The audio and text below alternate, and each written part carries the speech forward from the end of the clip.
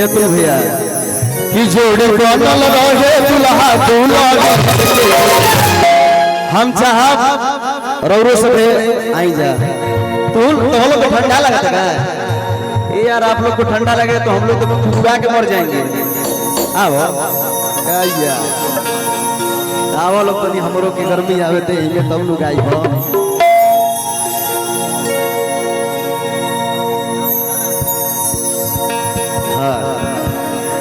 कि जोड़ी बनल रहे दुल्हा दुल्हा सब समझी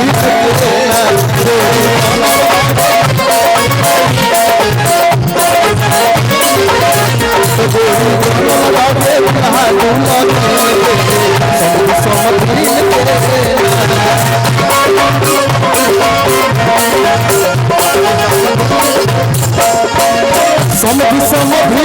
हो समझी समझी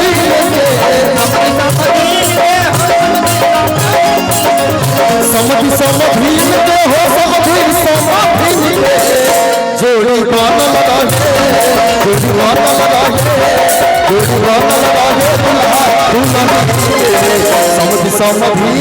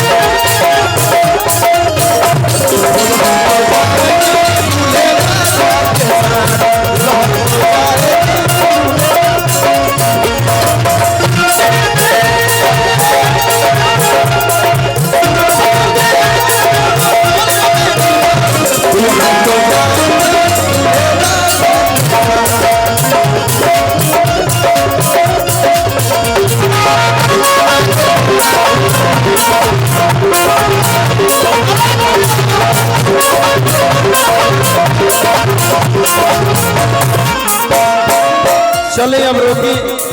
अपने तनी आई मेजर में वोकल के लेवल पीछे बढ़ा दो बाबू इधर आओ तुमको मैं आज बाबू बोलूंगा। अरे ये तो बहुत छिछड़ गया बाबू ये बाबू हो जो बाबू भैया सुंदर लागत है नु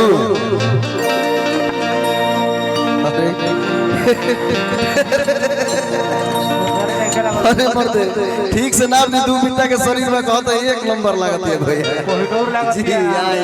कोहिनूर जब ठीक बड़ी नु भैया हमारा जोड़ी के करा साथे ठीक लगता है ये अपने में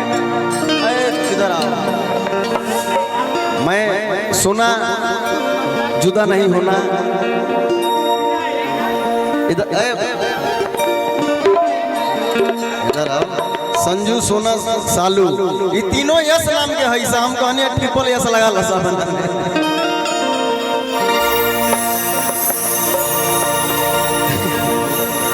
तारा के देख एगो मन में हमरा भाव जागता